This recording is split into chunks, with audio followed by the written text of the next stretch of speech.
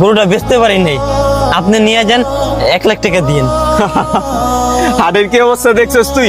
চান্দ্রাতে 4টা বাজে গেছে, এখনো তুই গরু বেচতে পারস না। 50,000 টাকা হইলে দে, নিয়ে যাই। ভাই এটা আপনি কি কইলেন? আপনি একটু গরুটার দিকে তাকান তো ভাই। আমি ব্যাপারই না, আমি গৃহস্থ। আমি নিজে একটা গরু শখ করে পালছিলাম, এই একটা গরু হাটে নিয়ে এসেছি, কিন্তু ভাই গরুটা বিক্রি হয় নাই, বিক্রি হয়ে যেত। এক বেটা 1,05,000 টাকা মানে কইছিল, কিন্তু আমি দিই নাই কা ভাই। আপনি একটু বাজার দামটা যাচাই বাছাই করেন, তাইলে তো ভাই দাম আহে 90,000 টাকা। আপনি তো তার অর্ধ কত কর নিকা ভাই। আর রাখো মিয়া তোমার 90,000 টাকা। এখন যদি গরু না বেচতে পারো, পরে কার কাছে বেচবা? হাটে কোনো লোকজন আছে, কোনো খরিদ্দার আছে? একটু পরে ফজর আজান দিব, মানুষ ঈদের নামাজে যাইব। আরে মাথায় হাত দিও না। বাড়ি কই তোমার? সিরাজগঞ্জ ভাই। সিরাজগঞ্জ? বাবা রে বাবা, এই বাংলাদেশের এক কোনায় বাড়িতে যে লয়ে যাবা, গাড়ি ভাড়াই তো লাগবো 10,000 টাকা। আর ঈদের দিন সকালবেলা গাড়ি কি পাইবি? ভাই আপনার 20,000 টাকা বাড়ায় দিয়ে। 1 টাকাও বাড়াইতে পারবো না। দিবি নাকি দিবি না?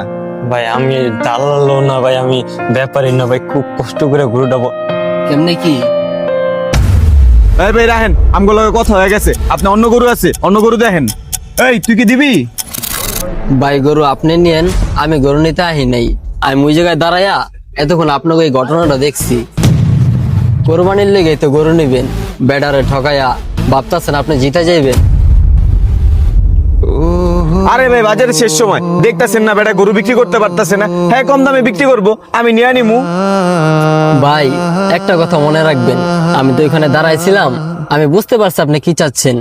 কোরবানির হাটে একটা অসহায় মানুষকে পেয়ে তাকে ঠকিয়ে গরু নিয়ে যাওয়াটা, এটাকে আসল জিতা বলে না।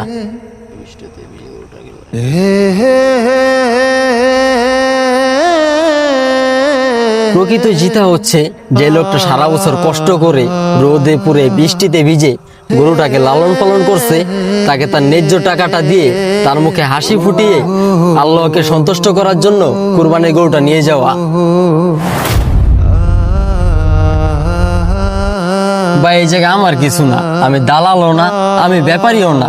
এই লোকটা একটা গরু আনছে, বিক্রি করতে পারে নাই, তাই আমি আপনাকে বললাম। এখন আপনি যদি চান লোকটাকে ঠকাইতে পারেন, আবার আপনি চাইলেই লোকটাকে ন্যায্য দাম দিয়ে তাকে জিতিয়ে দিতে পারেন। বাকিটা আপনার ইচ্ছা। আপনি যদি তাকে জিতিয়ে দেন, উপর আল্লাহ আপনাকে জিতিয়ে দিবে। ঠিক আছে ভাই, আপনার দামি গরু খুলেন।